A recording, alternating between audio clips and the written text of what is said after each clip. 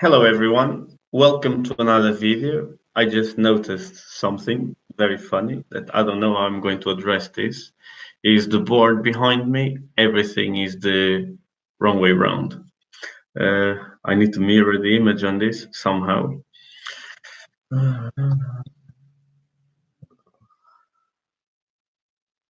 If I can do this.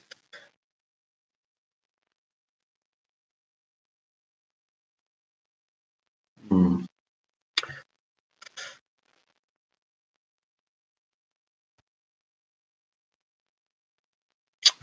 So this is going to be a bit of an issue. We got the board in here, everything is the opposite, the completely wrong way around. Now let me try to address this before people start joining in.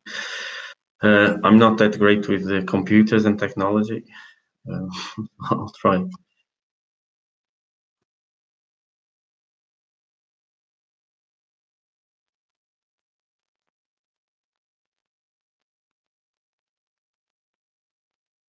Yeah. Right. How do I set this?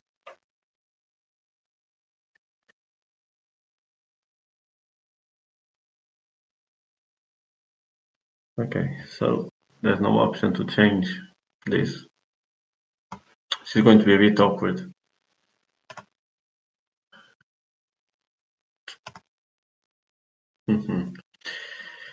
Okay, so I'll have to do it as it is. Now it's going to be a bit of a problem because it's all mirrored. It's hard for you two guys to read what's in there the proper way. Now, anyone to give me any guidance?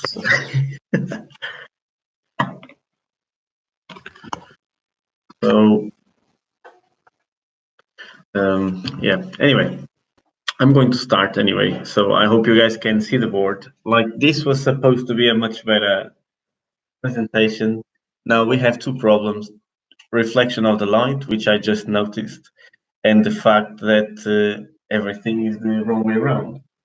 So it's not that easy for you guys to read what's on the board, which is a shame because it took me quite a while to put everything in there to be easier to explain to you guys what is behind me. But I'll go through it and try to explain. Meanwhile, I'll buy a camera to do these videos. I think it's important so you guys can see the things properly other than just an image like this that doesn't look good at all. It's all like wrong, like it's like mirrored. So I don't know if I can change this. If I could change this, would be amazing. But I don't find any place in here to mirror the image, which is just a shame. It's really bad. This shouldn't happen like that, really, but it does. It's like I'm looking at a mirror instead of just being a camera. Anyway, time to start. So the way I'm going to start this video today, I'm a bit earlier, so well, it's now 7 o'clock, so it's the official time for the video to start. The way I'm going to be doing it is I'm going to carry through like the subjects I want to talk about, and after that I am going to start answering all the questions from the last video that you guys left on the comments. So this today is so people understand better valve events and it's not. Oh, beautiful. Perfect. Well, thank you for the feedback. That's good. That's really good. Okay, that's beautiful. That's amazing. Really, really good. I was here trying to find a way to sort it out, and then I don't need. That is really good news. So as I was saying, then I'm going to go back to the previous video, read all the questions you guys made, and try to answer them as best as I can. So today's subject is all around what makes the power on an engine and why, like how, like the theory behind how the engine work and what can be done with a certain displacement and all of that, yada yada yada yada. So we have here. This is CFM. CFM is the unit used to measure how much something flows in cubic feet per meter. So I got here a table. This is just an example. So it's not like of a certain head, or it's just an example. So you guys can understand what I'm coming from and what is what. So we got in here, for example, this is so you guys understand how it works on a cylinder head. At 8 mil of lift, I started it. Usually we start when we do the flow test on the cylinder head, we start from 0 up to where it stops flowing. But for example, on the last N45 heads, we went all the way up to, I think, 15.5 mil of lift, and still hadn't stopped flowing at that point. But I stopped because there's no way I was going to get that lift anyway, so it's pointless to flow it any higher. So we got at 8 mil of lift, there's 210 CFM. At 9 mil of lift, 220. At 10 to 29, 11 to 37, and so on. Some heads can go, for example, let's say this could be a head that could do that, I could do 12, and instead of making more, could make less, which means that would be the where it stops actually gaining and starts losing, because it doesn't have any more like flow ability for the air to go through for some port design or whatever. Then the reason why this is here is so when you have a camshaft on a car, it's so you have an idea of what power you should expect with a certain lift. Okay, and most people are like, the more lift, the more power. In here, it shows that the more lift, the more air the engine can take in, but it's not necessarily like that. I'll put it to you as an example. So if you had an engine, okay, like let's say this one, at 9 mil of lift, it flows 220 CFM. This is quite a lot for 9 mil of lift, but a good place to be on the CFM is, this is actually a really good place to be for CFM, is 1 CFM per bhp on a 4-cylinder engine. Okay, this is just an example of a 4-cylinder engine. The maths work quite well, you know. So let's call it 1 bhp per CFM. If it's a 6-cylinder, 1.5. If it's a 8-cylinder, 2. So it works like this. So we would say, let's say we got 9 mil of lift, but the car only makes 160 bhp. Well, this is a very, very common scenario. This happens quite a lot. Like, for example, on the 318 ISs, the standard head at the original lift, it's flowing just over 200 CFM, and you don't see a standard 318 IS making nowhere near, like on the standard cams, making nowhere near 200 bhp. It will not do it. It will not do it. You can try as much as you like, it will not do it. So the reason being is the duration of the cam is not enough. So how does that work then? What does the duration has to do with it? So as the name suggests, duration is the amount of time a valve stays open. Okay, so from the moment it opens to the moment it closes, that is the duration in angles. So people are used to measure that duration in degrees, which is the common way of looking at it. It makes all the sense, so you can understand like what the cam is and what it does and what it doesn't do. But then it's like you're thinking, okay, so if I do more duration, it will stay open for longer. Yes, for more degrees, it does. It's completely right, even for longer as well in terms of time. But when you start seeing like when does the cam start losing efficiency, it has to do the amount of time in the clock, not in degrees. So time, actual time, not degrees. The amount of time the valve stays open on a certain RPM. So if you look at things, it's all in here on the board. Okay, so this is a good example. I'm going to try to get this closer. You guys can see. Let me see if I can make this without making a mess out of my dining room. Okay, getting closer. Beautiful. So we got a good example here. So we got 260-degree cam. Okay, this is a common like fast road cam let's call it. It's the duration we have on our V1 cams, so very common. And this is a bit extreme, the difference in RPMs, but it's easier for you guys to understand what it does.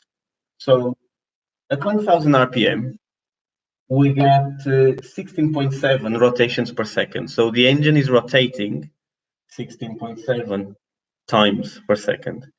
Then what does that equate? You have to multiply that number by the number of degrees there is in one full rotation, which is 360 degrees, right? Multiply, it equals 6012 degrees per second. Now, we know the duration of the cam is 260 degrees, right? But there's one thing, which is camshaft rotates at half of the speed of the engine. So the way you do it is, so you get the 260 degrees, and I think I've done a mistake in here.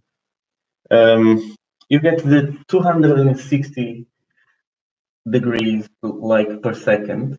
You have to divide the 260-degree cam by half of this. So you get the 260 degree divided by, it is 3006 equals, so in here, not this, I forgot to do the divided.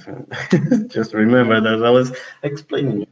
So we get 0.08. So at 1000 RPM, the valve stays open for 0.086 seconds. It's a very short period of time, but this is for how long it stays open at 1000 RPM. And then, because it's quite a lot of RPM, it can actually put quite a lot of air in. Then we go to the other side, and 6000 RPM is a much higher RPM. And then, as you know, the more RPM you do, the more air you need in.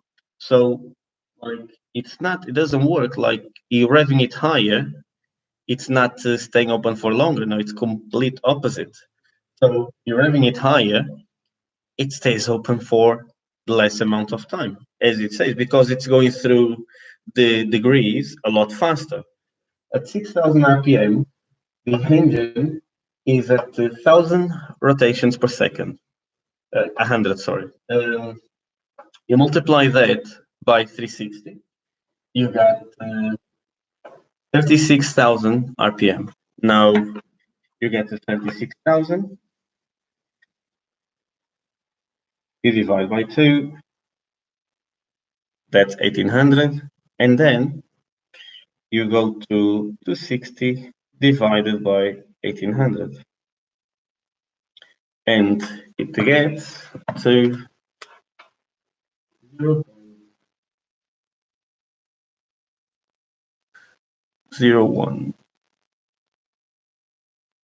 So 0.14. Now you look at this, and the engine is rotating 3 times faster. Okay, and this is not open for 3 times less. It's not direct measuring. It doesn't work quite like that. So you got here, as you see, at 6000, valve stays open for a lot less time. And this is why you need more duration. So you can make power because you need the valve open for a certain amount of time to get the air in. You get to a point that the valve is opening for such a short period of time, there's not enough time for the engine to get the air in it needs. So you need more duration. And you got a good example. So let's say I went crazy and I just decided to go to a big cam. So 310 degree of duration. The same 310 degree of duration. Now, this cam, I'll have to do this math now again. What we have to do is, so we go back to this, okay? So we go to the 18,000. We have to divide the 310 divided by 18,000. There we go. So with a 310-degree cam, the valve stays open for longer, you see? So this was 0.014 seconds. Now it's for 0.172.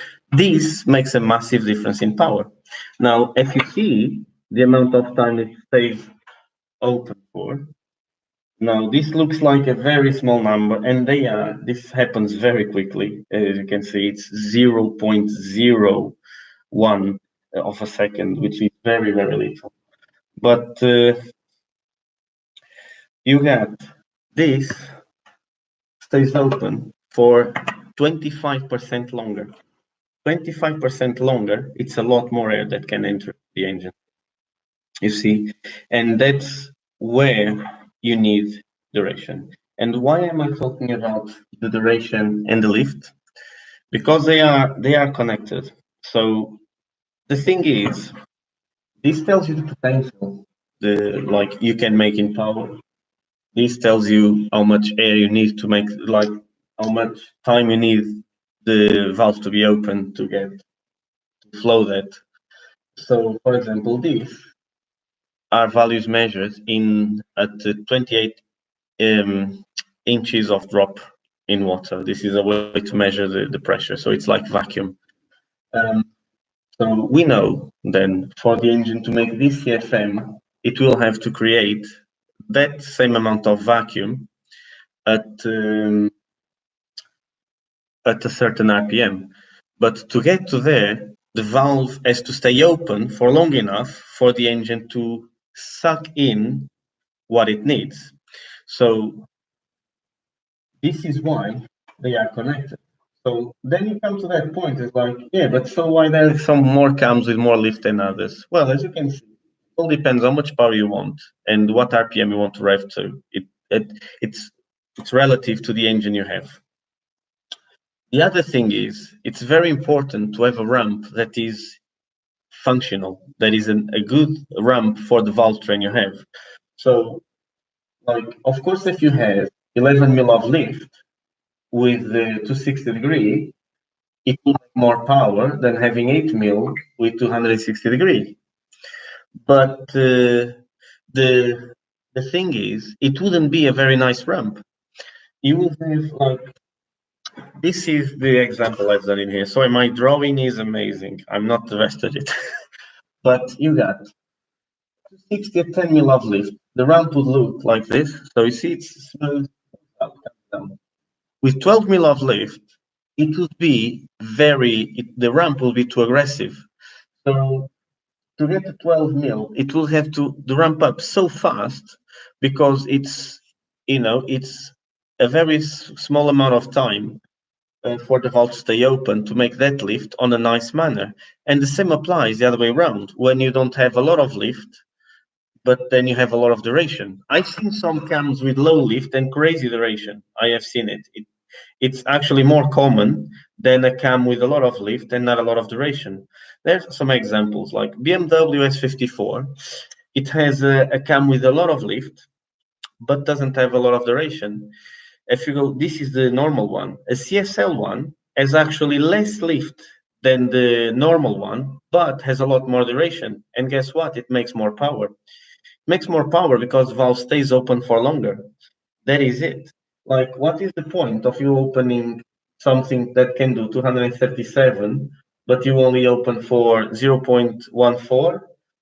Then you have something at 220, but you open it 25% longer.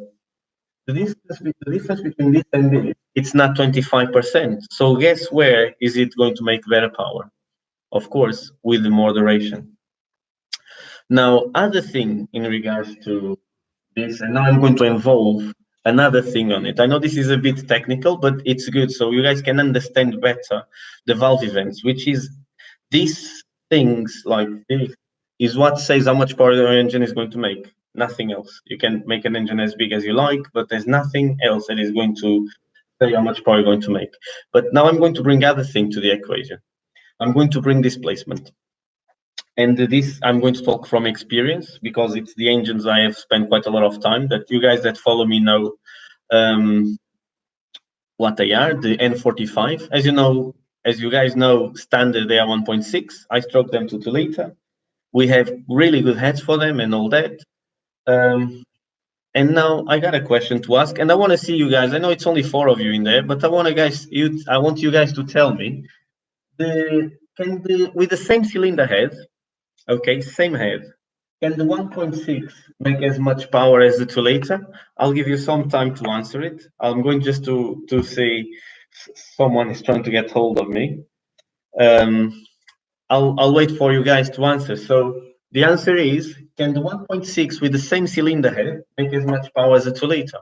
Let's say it's in here, and they have both the same head, same auxiliaries. Can the 1.6 make the same power as the 2 liter? Remember, it's 400 cc less, but can it make the same power? No, we got one answer. Anyone else wants to answer?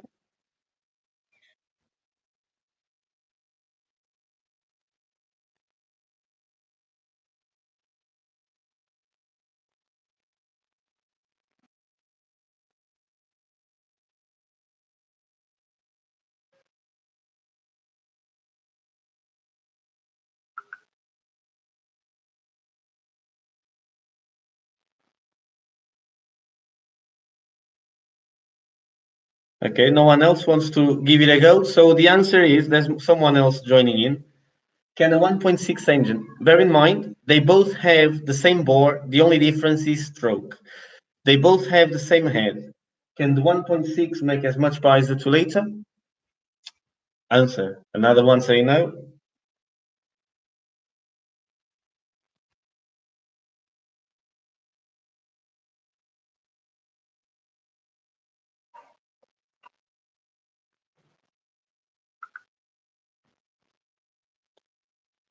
Anyone else wants to give it a go? On the 1.6 versus 2 liter, can they make the same power with the same head, same bore, just different stroke? I know this is going to trick some people, most of people, to be honest.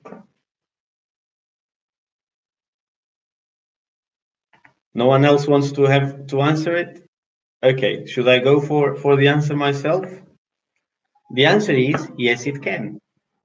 And now you guys ask, how can it make the same power if it's nowhere near the same displacement? As I said, same bore, same cylinder head. So what did I say earlier? I said what determines how much power you can make, it's this. It's the CFM. So if they both have the same head, means they are both equally capable of the same power. Okay, so it's nothing to do with the displacement. Now, it's to do with what then you say? So this is a common thing that people know. Engine is an air pump. Okay, so an engine being an air pump, but it keeps on rotating, pumping the air. Today everyone wants to get hold of me. Sorry, guys. So to rotate to get the air in and out, both have the same bore. Okay, just different stroke. The bore would make a difference, but I'd rather leave the same bore so it's less confusing. Now, how can we see how much air the engine can move? Well, we have to look at something called piston speed. Okay, piston speed or average piston speed is the distance the piston travels per second. Okay, and I use meters per second, average piston speed. I'm not talking peak piston speed or lower piston speed because piston speed changes depending on the position of it. The piston moves faster on the first 90 degrees than on the second part of those 90 degrees. You got top dead center 90 degrees, then you got another 90 degrees, which then it makes bottom dead center. The piston, pardon, moves faster from on these 90 degrees than it moves on the lower 90 degrees. And that's to do with the point of connection of it. This is something really funny. If you guys have an engine open, you can go and try it and measure it. So you will measure the stroke of the engine, of course. So the way to measure it is measure the position of the piston when it's at TDC and then at BDC. bottom right center, and then you know how much stroke it has, and you think, oh, 90 degrees is only half of it, so the engine is going to travel half of that. And then you're going to turn 90 degrees and you're going to find the piston is actually lower than what it should be. It traveled more than just half of the stroke it has. So going back to this, so it's piston speed that decides how much air is going to travel through the engine. So when the engine goes down, it sucks the air in. So the faster it goes down, the more it pulls down. If it's at the same speed, it means it's going to withdraw the same amount of air. So let's say at 8,000 RPM, the 2-liter is moving at 24 meters per second. I written. Now, the thing is, can the 1.6 do the same piston speed? Of course it can, just has to rev higher. For the 1.6 to make the same power, it will have to rev to 10,000 RPM, you see, because it has less stroke. So they both have like 1.6 84 mil bore, 2-liter 84 mil bore, but the 2-liter has 90 mil stroke and the 1.6 has 72 mil stroke. So this is the thing where it lays. This is why I say to most people, like, power is not on bottom end. It will surely help. It will help for sure. But it just because you can move more air with less RPM. This is what displacement does. You move more air with less RPM. So this is the thing that most people have that misconception. Oh, the bigger is better. It's you know, this whole thing. You know, the other thing is there's one side to it. Will the 1.6 ever make the same torque as the 2-liter? And the answer is no, because torque is to do with how much force it can have on the crankshaft, and because of the difference in stroke, it will never be able to match the same sort of level of torque the 2-liter has. But so if it cannot make the same torque, why can it make the same power? Because the power is the result of torque multiplied by the RPM. So the thing is, the 1.6 will need a lot less torque to make the same power at 10,000 RPM than you need at 8,000 RPM. So I'll give you an example. Let's call it 240 bhp. Okay. So 240 bhp. I'm using the calculator, guys. I have to. At 8,000.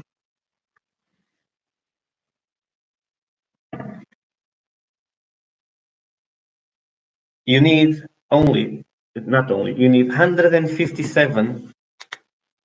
So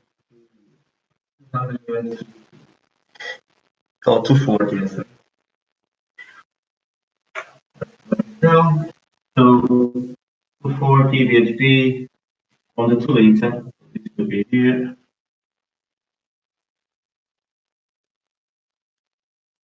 On the 2-liter, so it makes 157 foot-pounds of torque at 8,000. Okay.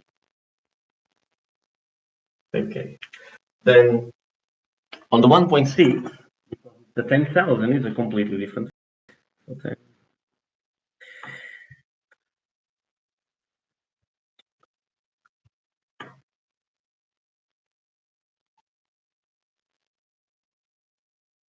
All it needs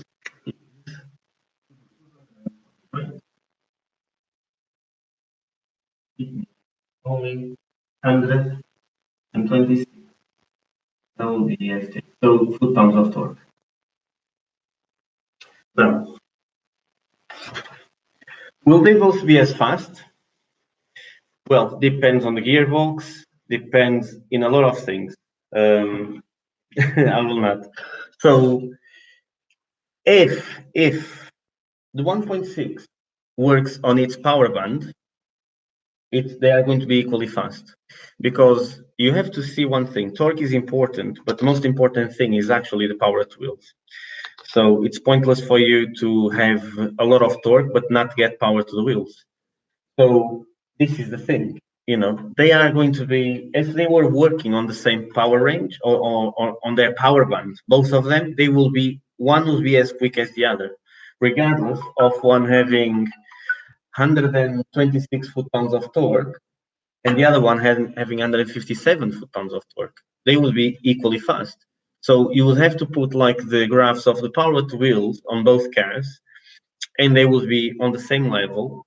If like this is when it's very handy to have that thing I always do on my dynos when I do the average power and average torque. The average power is what's going to tell you how fast your car is, and they will have very similar average power. Therefore, they will be equally fast. And so this is why, for example, Hondas, they don't have a lot of torque, but they are quick. They are quick because they got a lot of RPM, they got a lot of power. They don't need torque to make power. They just need RPM. This is the thing, So when to make power, you can make power in many ways, This is like there's people in the States, for example. This is a different level of tech, but people in the States on engines based on the K20, I've seen them doing over 500 VHP NA out of a 2.7 liter. NA. Now try to understand how much power there is per liter, but they are revving to 11,000 RPM. They make the power. They got the lap times. Not lap times. They got the quarter mile times. So regardless, you could go with a 5-liter engine, okay, with the same power and get beaten by them because their car is lighter. As simple as that. So forget about that big misconception there is. That is, I need a bigger engine to be faster. Okay, it's not like that. Nowadays, people should know that. As much as it's important to have a bigger engine, to have a nice available torque, you can also have the same power. If you're talking purely power, you can make the same amount of power with a smaller engine as long as you have the right components to do. Now let's talk about another thing.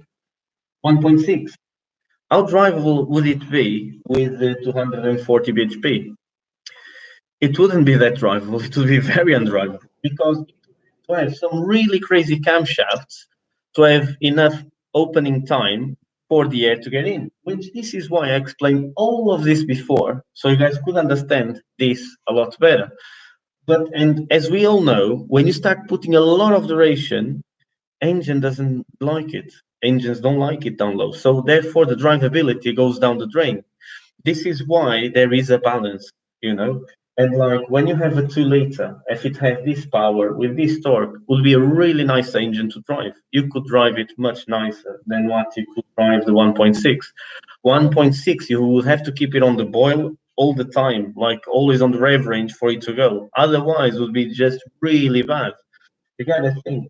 For it to operate at this RPM means the car will be completely dead up to, let's say, 8,000 RPM. Will be like a motorbike. That's it. How much fun would it be? Loads of fun. But it's, hello, Gary. But the important thing is for you guys to understand, they can make the same power as long as they have the same port speed. So, but as I said, what would you need? If you had the same head, and you wanted to make the same power with less displacement, all you needed was RPM. This is it. As long as the head is the same, and if the head can make one power on the displacement, it will be able to make it again on a smaller displacement as long as you can match the same piston speed. And don't forget the duration of the camshaft you have on, the period of time you need the valve to stay open for it to work. Time, not degrees. And this is where we go to this. So I hope you guys understood all of this. Now it has been over half an hour, which I planned like half an hour for me to explain all this to you, and another half an hour to answer the questions you guys asked me on the previous video. But before I jump in, I want to know if you guys understood clearly, like what I explained in hand, if you can see the sense on what I explained. So we got the CFM, we had the lift, then I explained to you guys why we need more duration when we want to rev a car higher. Then I told you, I exemplified to you what it translates the duration in terms of time versus RPM. And I explained to you the ramp of the cams, told you why you have to have a certain shape or like keep the ramps nice to save, to make it work with the valve train. And then I explained to you this is a funny one because it's actually something I'm working on at the moment. This is why I'm making it that crazy 1.6. I find it that is going to be, I think it's going to be phenomenal. So I just want to know, did you guys understand? So if you did, it's great. If you haven't understand it quite well, I think sometimes you need to see the things a bit more and understand, like, how do I put it? Study it a bit more to understand it, because I understand is quite a lot to take in just in one go, but it's the science behind an engine and making power on an engine. All goes around this. So this is the second factor. So this is why displacement is also important. So you have the more torque. Good job, very understandable. Perfect. That's what I like to hear. You know, it's good when people understand what I'm talking, because I don't like to explain things to people and people just go like, I don't understand what it is. Now, I'm going to look for on my previous video. I have some questions to answer. Meanwhile, if you want to ask any question in regards to what I have behind, feel free, put it on, and I'll just tell you, like, I'll explain to you again. It's not a problem at all. And as I said, it's not an easy thing to understand all in one go, but I can explain. Just join on last part. We'll have to rewatch, but looks good, Professor. Thank you. No, Professor, please. I got invited a few years ago to go to join Kingston University on the motorsport team, but I declined it because I still have a lot to learn. Anyway, guys, it's you can go and see all there. It's easy, and as I said, you can watch it, and then if you still have doubts about it, you can put on the comments, and on the next video I'm going to be doing, I'm going to answer it. So now I'm going to go to the comments I had. Now I didn't have much, but I didn't have little. So one day ago, this is it. Okay, I have a question regarding the relationship between calculated torque and BHP. Easy. I can do this on the board. So I don't know, Josh, are you in? I think I've seen Josh earlier. Are you in, Josh? Yes, you are. I can see you there. I think you are. So this is for Josh. This might be, it's not a stupid question. It's a very sensible question. Not everyone understands the relationship between torque and the RPM, but I'm going to have to delete the board so I can explain to you better. So if you guys give me 2 minutes.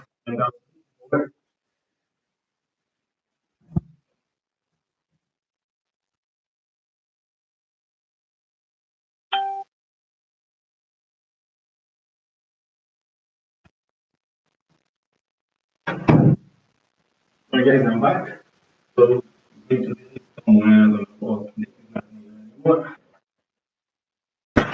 well, yeah, I'm breaking it already, you see. So you see the effort I put this time for you guys, so I can explain things better to you. So, what is torque? Does anyone know what torque is? So torque is force, isn't it? And why do we need to know RPM? Why is RPM important then? Why is horsepower? Why does it make more horsepower, less horsepower? So you got torque. And so this is lever, okay? And you apply torque this way. Let's put it like you apply 10 foot-pounds of torque to move the lever. Now this is very, just for you guys to understand, because this is easy to understand as well, easier than what you guys might think. So you have something that you have torque to be applied there, but if this lever doesn't move, it needs more torque. when it starts moving, it will start gaining rotation. So it will go down this way, okay, because it has a pivot point in there. So if you make this rotate 1 per second, you don't get a lot of moment out of it. It's not going to be fast. So if you want a good example, you grab, sorry, I have to put the phone in silent. You grab a bar. Anyone can exert a force of 100 foot-pounds on a bar and try to make a car go fast with that bar. It wouldn't go that fast because you don't have enough RPM. So all you need to do is to see how fast you're actually going to go is you have the torque. Let's put an example of torque. Let's say 150 foot-pounds. Okay, and I showed you this earlier on when I was talking about the 1.6 and then RPM is rotational acceleration. It's the angle of acceleration of it. Okay, which is a full rotation. It's the RPM. 1 rotation per minute, 2, 3, 4.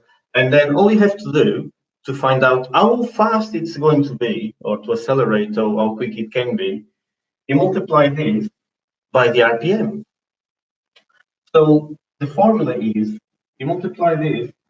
Let's say it revs to, I don't know, 6,000 RPM. It has 150 foot-pounds at 6,000 RPM. You go multiply this by 6,000. And then there's a constant on this equation. And the constant is 52, 52. Now, you guys can go, I could explain this, but it takes quite a long time. So you guys can go on Google and try to find the reason of this equation. Okay, this is a time factor. That's what it is. And then, so you have to divide by 52. And this is why, when you look at the power graph in foot-pounds, at 52,000, 52 RPM, they always cross. Because in there, the value is always going to be the same, right? So if the maximum, if this number is the same as this, they will cancel each other.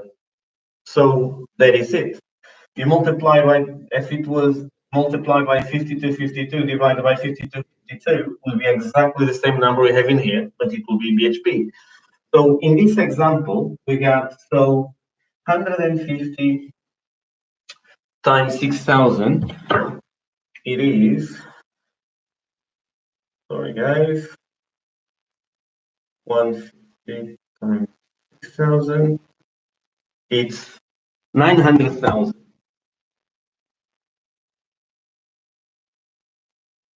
900,000. Okay. Now you have to divide this by 52. Oops. So 900,000. And this equates to 171 bhp. This is the care regulation it has. So I had a little bit of a discussion with someone. I was trying to explain to him like why his torque wasn't plausible and stuff. On his dyno printout, it showed a very completely wrong torque figure for the engine RPM he was doing and everything. And he couldn't understand why I was saying it's wrong, because he had on this car, it was 230 bhp. I'm going to write this down so you guys will see what I mean.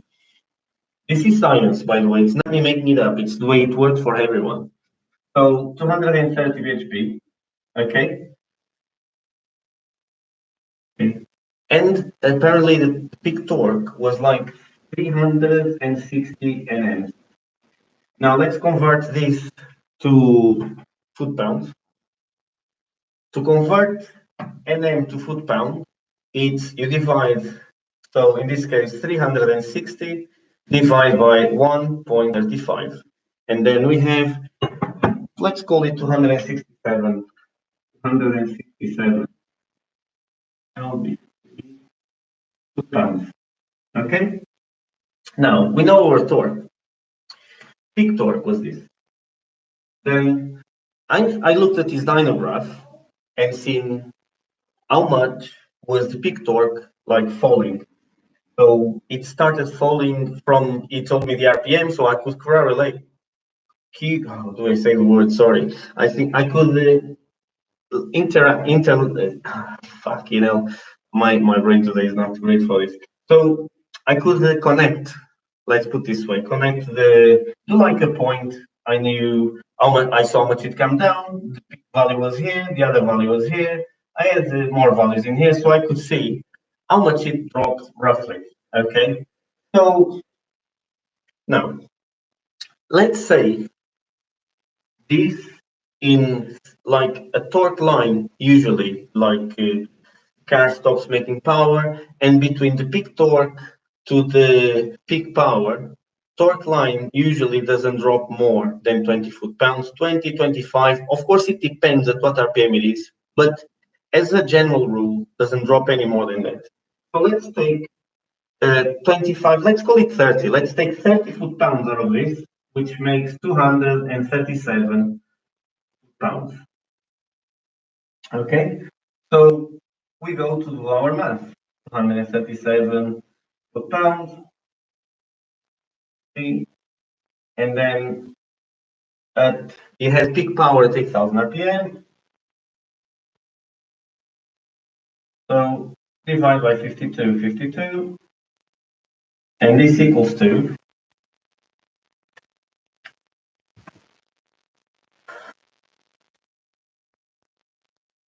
so 7 times 8,000 divide by 52. Now at 8,000, this equates to 361. Simple. Could the 318IS NA ever make this? No. Was the power figure correct? It was. So it showed 230 bhp. And now this is something that my dyno is the same. So my dyno reads the amount of time the car takes to accelerate from a certain speed to another speed, let's say from 50 miles per hour to 120 miles per hour, whatever the RPM limiter is. I am the one that have to tell the car what RPM the car is doing. So I have to insert the ratio. So by having the ratio, it will match the speed, it will match the RPM. So what does that say? So I start looking at it thoroughly, and I found I know the wheels he had, I know what he had. So his ratio was 1.6, because luckily my dyno works exactly on the same way. Now we go to this, the 267, okay, and we now divide this by 1.6. It is 166 foot-pounds. Okay. And now this starts to look more realistic. Why? Because it is. So then now we're going to see it has peak power 230 bhp. We can reverse this. So we got at 8,000, we got to 30 bhp. But in here we have to do differently. So we have to do 230 times 52, and then divide by the RPM. And then it equals the torque. And this car at 8,000 RPM, 230 times divided by 8,000, it has 150 foot-pounds.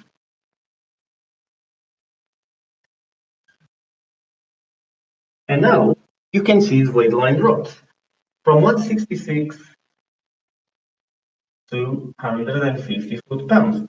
which is acceptable. So you got a drop of 16 foot-pounds, which is very normal to happen. Now, this is the thing why it's very important for you to know what you are looking at when you look at the power graph. So if you understand the science behind it, we'll always understand what the car is doing. So therefore, I always look at torque to see first how realistic the things are.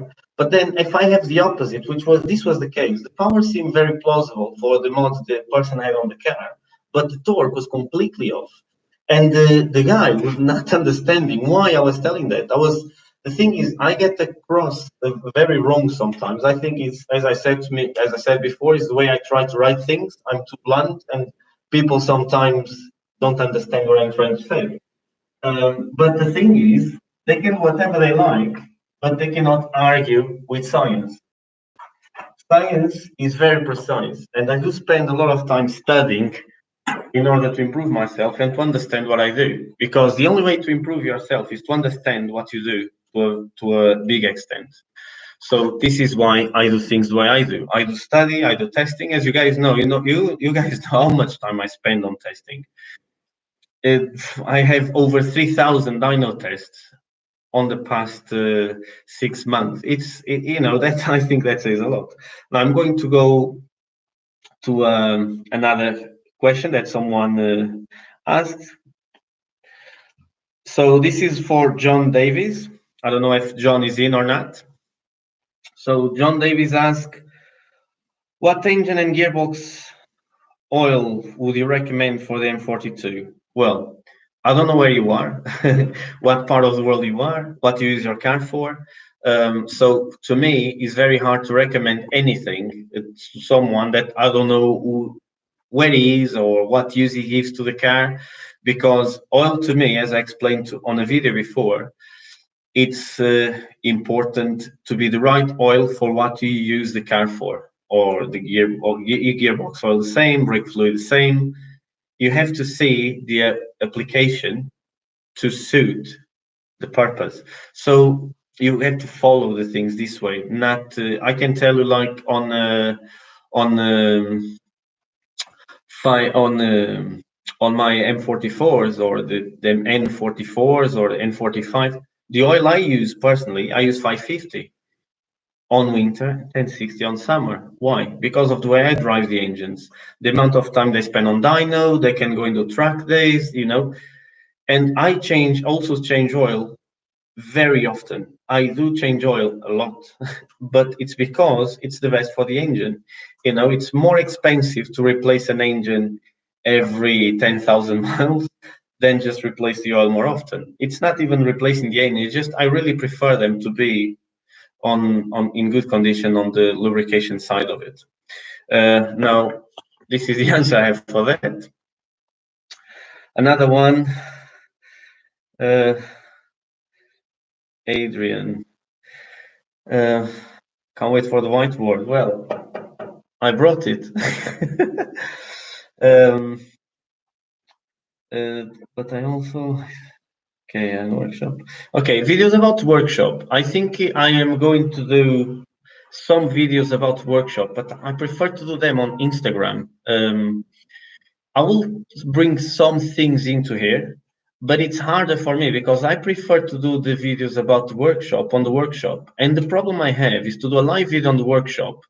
I cannot use my phone yet because I don't have enough subscribers. I will have to use the laptop, and I don't have a really stable network connection at the workshop at the moment. It's because it's out in the middle of nowhere, and there's no internet supplier there. Even my phone signal is quite weak. This is why when I used to do live videos on Instagram, the quality wasn't great. So I'm going for now to try to keep it that way. When I have more subscribers onto the YouTube, I will bring the stuff into here. We have now, pardon, Jason Rogers. I don't know if you are watching this video or not. So Jason, hi Bruno, on your previous channel, you tuned the Clio 172. Would love to hear your thoughts on the Renault F4 engine. I noticed the comments to that video stated it's not your favorite engine. Would love to hear your thoughts on developing that engine. There are a lot of good companies that make racing components for those engines, but getting reliable power for a fast road setup for the F4R is what interests me.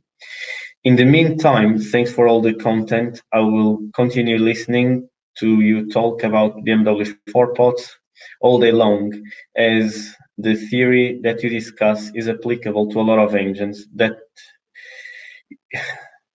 uh, or you might just convince me to buy an E87. Well, I don't try to convince anyone to buy anything unless they ask me for advice. I'll go from my experience, my point of view on things. It doesn't mean it's going to be the best for you. As I said, the thing is, this is a personal thing, so we all like different things. This is what makes the world such an interesting place. Then he said, I should also note I'm not interested in the F4R 832 version of the engine as found on the later Clios, but happy to hear what you have to say regardless of the version.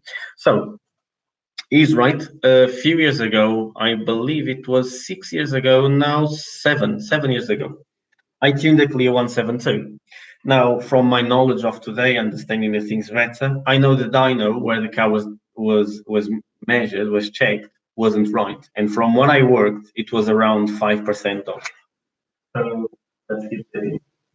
And so the car dyno at the time, 219 HP. I'm going to take 5% out of it. And it will be, just a second, I think it's just over 10 HP.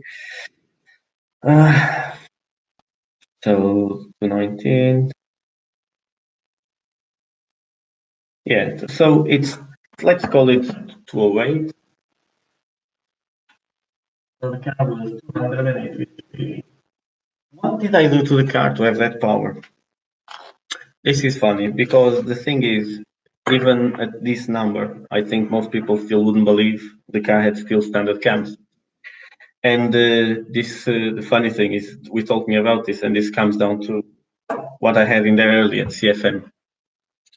That engine had some crazy head work on it, but I mean, very decent head work. I did spend at least close to 30 hours on that cylinder head on porting it. And I'm being that serious about it. It was a lot of time I did spend working that cylinder head. And of course, then I worked as well on the intake manifold. I did a full porting, which is a common thing to do on those intake manifolds. But then I also opened the plenum and worked the plenum inside. It also had a different throttle body on. I actually used the BMW throttle body on that Clio of 325.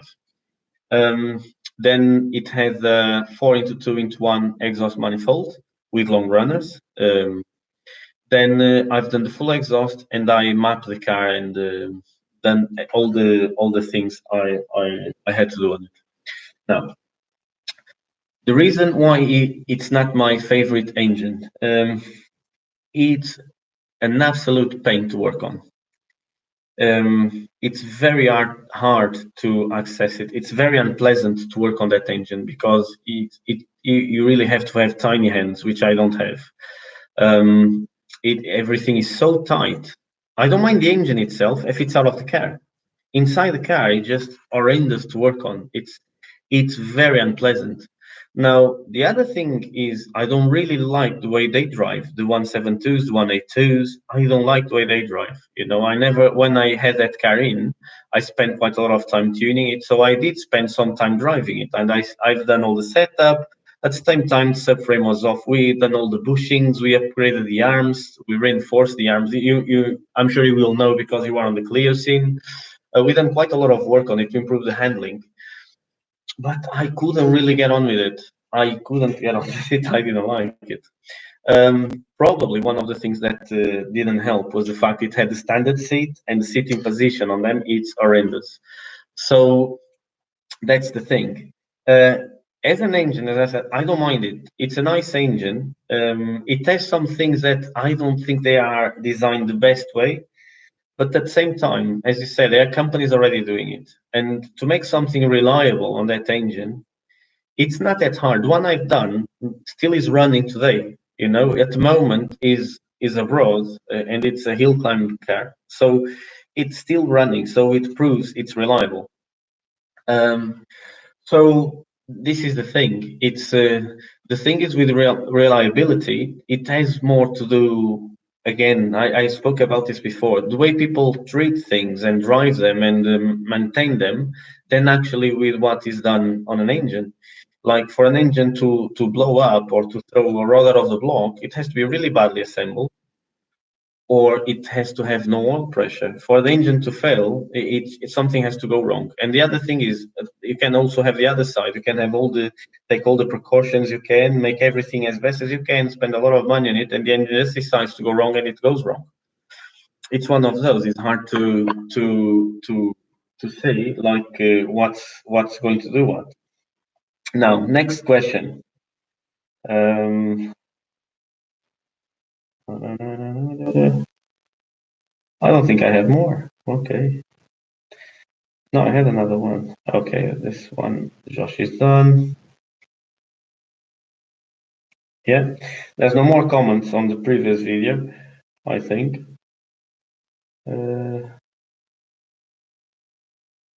Yeah. Then I have more. So I had here a very nice comment of someone that is actually a customer of mine. He became a customer of mine 2 years ago. He used to have a 328, so now he has a 318 IS. And he said something, because as you guys know, I think last time I talked a bit about like the people not understanding quite the way I speak sometimes. And he said, Bruno, don't change for anyone. You are never rude. Well, I can be rude if people provoke me to be so. If people are sensitive and can accept your point of view, then it's their problem. This is the way I used to see things, is I cannot change the way you understand something that I said or written. It's up to you to interpret what I'm trying to say. Not, I don't have to go in, jump in the screen, and do a video every time to explain like the way I meant it to someone. But I tend to I tend to take more care now when I talk to people. So it's just something I'm trying to change, so I'm more pleasant to people. It's not that I don't think I'm unpleasant. It's just sometimes I look at what I write and I can see why people look at it that way. But doesn't mean I have a bad intention on. I'm not trying to provoke anyone or anything. You have put so many hours and years into engine and development work, which qualifies you more than most people. You have the knowledge to say what you have experienced in your world. Keep these videos coming. We're always learning from your work. Thanks for sharing. Okay, so it's a very nice message. And I do these videos to share with you people. So it's for you guys to understand better how things work, And there are very few people that do it the way I do. And I'm very open about what I do as well, which there aren't a lot of people. With me, as you guys see, like I share everything I do. The values, like I show there was live videos of me porting heads, showing the way I do things. I don't hide it, I'm not, as I said, like I do this with the passion I have. I don't mind sharing it with people. So when I take time, you see, guys, I've been now on this video for over an hour. It's an hour I took off work, and it's an hour I took off my family as well, just to do this video for you guys. I'm not saying this to make you guys feel like it's not like an obligation I have. I do it because I like doing it. I like to share the information I have with people, and this is generally why I do it.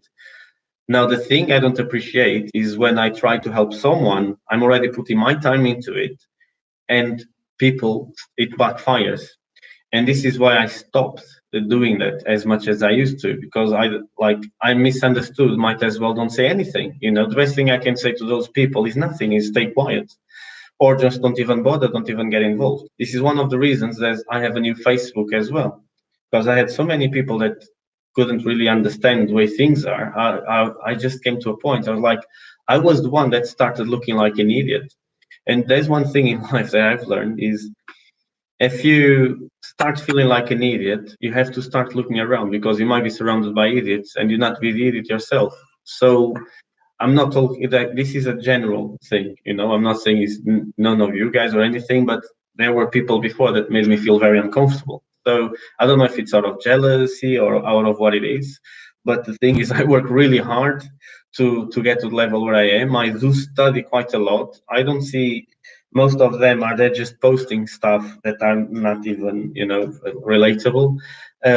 I'm here most of the time still studying. You know, the people that know me closely know how much time I do spend studying and testing and doing whatever I do. So is only to be better, but I'm trying to be better for myself, not for anyone else. That's the thing. Anyway, guys, next video, I'm thinking of doing it Friday Eve or Saturday. So I will wait for your comments. So you guys tell me like what the day that suits you guys better, or even Sunday. I could do Sunday morning, Sunday afternoon. It's up to you. I try to do it on a time that it can get people in, because I understand we all work. I do work as well, as you guys know. I also have people that see me from abroad, which is the case of Adrian. So I like to make this on a time that is suitable for people to see. I don't want to do it on a time that it's like one can, the other one cannot. I know it's hard to make it possible for everyone to see it, but you guys let me know when you want me to come back to the next video. I'll try to think of a subject to put on next video. I think today's video was very, very, very good for you guys to understand better what the engines do. And there's a lot more engine science that I can explain to you guys how it works.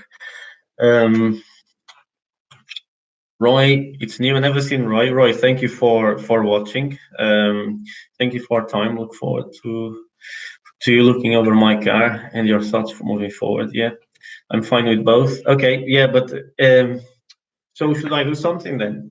Because Saturdays, it's the days like at BDS we spend on our race cars and our toy cars. And so I can use Saturday as a day to give updates on our builds as well, which is, I think it would be interesting for you guys to see like what we do on our cars, because we got quite a few race cars that most people don't even know. So probably I'll do it Saturday Eve. Let's call it at around the same time, depending how tired I am. I might do it Sunday. So I'll do that. As I said on previous video, leave your questions. If you do have a question, leave your question on the comments. And as you've seen on this video, they were all answered.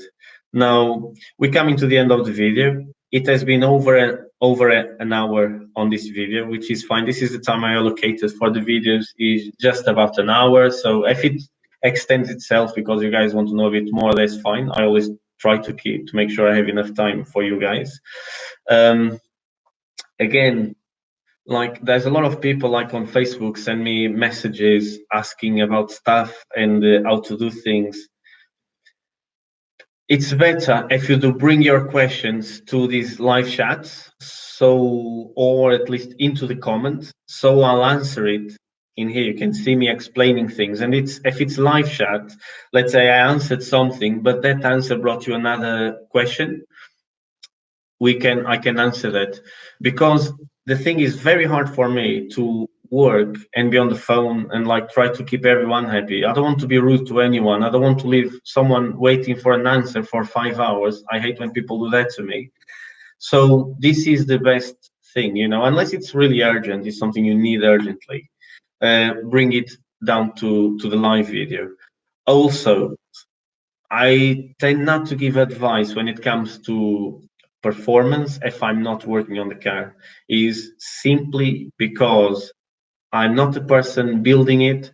I don't know what whoever is putting it together, if he's doing it the way it should be done. So I cannot take any responsibility on things like that. I can explain as I've been doing the way things work, and then you guys can study it and go from there and try to get the most out of it. This is the way I rather work. It's like I don't want to be rude to anyone, or I don't want to sound like I'm being tight with the knowledge and not wanting to share. Nothing like it. You guys can see how much knowledge I share with you guys. but it's simply because I don't want the things to backfire. It's better this way for everyone. You know, there's less confusion. It's clean and straight. It's generally not because I want to keep things for myself. It's purely because it's the safest place for me to sit on. Anyway, guys, it was very nice to have you guys here. I hope you enjoyed this video. If you have like a subject you want me to bring for next video, put a suggestion on the comments of this video, and I will elaborate on it. Okay, guys. Once again, many thanks. Get more people to subscribe and follow, so we do get this more active. You know, it will be nice if we have a bigger community, so there's a lot more questions, answers, everyone learns more. Even I can learn with you guys, so you guys might tell me things I never heard of, so therefore I will learn it as well. Of course, if there is a plausibility on it. But then if there isn't a plausibility, I will have my whiteboard and try to explain why it isn't plausible, or or hard to achieve, you see. So that is the thing, guys. Once again, thank you very much. I hope I see you on the next video. Stay safe and have a nice day.